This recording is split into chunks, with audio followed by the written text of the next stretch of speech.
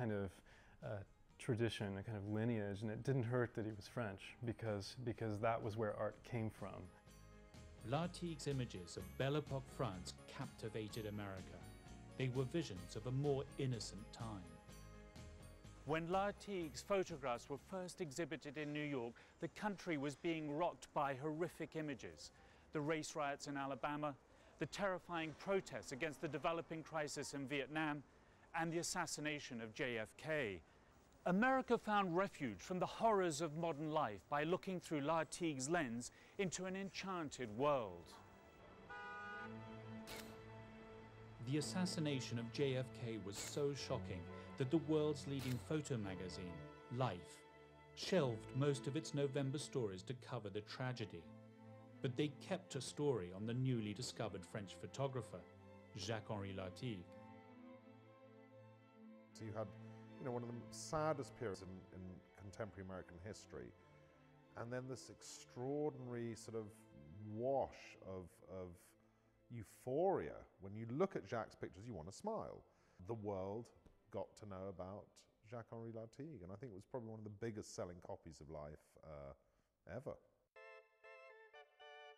Lartigue was soon rubbing shoulders with some of the greatest names in photography. Fashion photographers like Hero, Avedon and Bailey were inspired by the freshness, innocence and movement in his work. Was all of it serious. I mean, we were all serious photographers. We had our heads down and nose to the grindstone, and there was this old fella that's got all these pictures that were a breath of fresh air.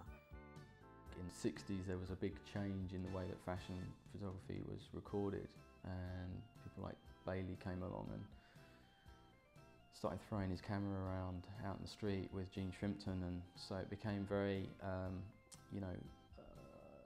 intimate and free.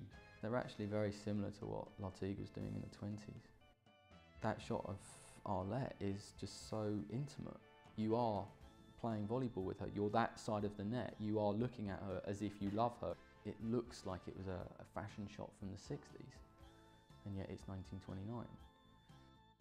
At the age of 70, when most people have already retired, Lartigue began work as a professional photographer for fashion magazines like Harper's Bazaar and Vogue. He was famous in America, but in France he was still unknown. In 1974, soon after Lartigue's 80th birthday, the new French president, Valéry Giscard d'Estaing, asked him to take his official photograph, and it was here at the Élysée Palace in Paris. This photograph, unlike any other that had come before, was informal, unposed and unlit. It made a huge impression, and it was this image that finally made Lartigue famous in France.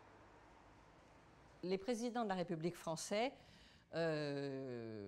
ont un portrait officiel qui sera dans toutes les mairies de France et qui est en général très raide, avec la bille, le cordon, les décorations à l'intérieur. Et Lartigue, il fait sortir le président de la République devant le perron, sur le perron de l'Élysée, et c'est la première fois qu'on a un président un peu jeune, il faut dire, et charmant physiquement. Et Lartigue, qui a mis ses baskets, qui est arrivé avec son jean blanc, s'assoit par terre, bouge et le photographie devant le drapeau qui flotte. The president was so impressed with the photograph that 5 years later, in 1979, he successfully secured the photographer's entire collection for the French nation. At the age of 85, Lartigue finally revealed his lifetime's work. Over 250,000 negatives, 130 albums, and 75 years of daily diaries. But right until the moment he handed them over, Lartigue continued to edit his life in pictures. You see, you have here an example of what we know now, that he has redone his albums all the time. Well, he's experimented with different sizes. Yes, and you have the small one, and it increases, and here is the biggest. And the cropping is different. Yes, he didn't want to have the image of someone working hard. He wanted to keep this image of someone very spontaneous, When he was discovered when he was 70 years old, everyone said, oh, what a joyful man, bouncing and jumping and easy life and everything is doing, even the cats are jumping. But in fact, he wanted to keep this image for the future, over the centuries, but it's not really the way it was.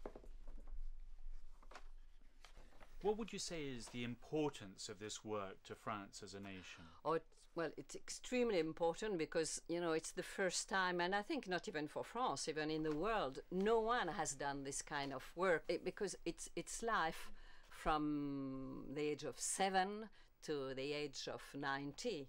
So it's a beautiful work which covers a century.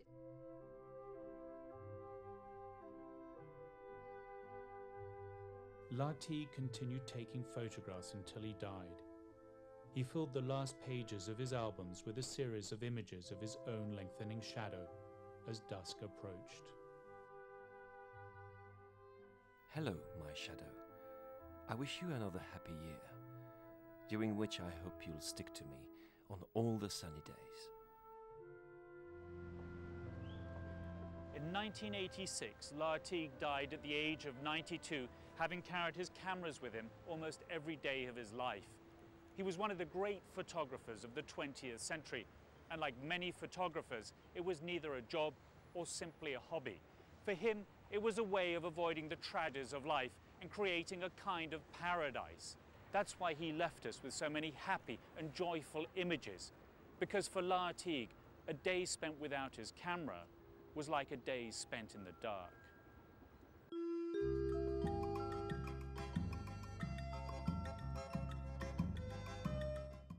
Photography Night continues with the North Devon archive of James Revilius next, the scandalous private life of O. Winston Link at 9, and images of D-Day never to be forgotten, the war photography of Robert Capa at 10:20.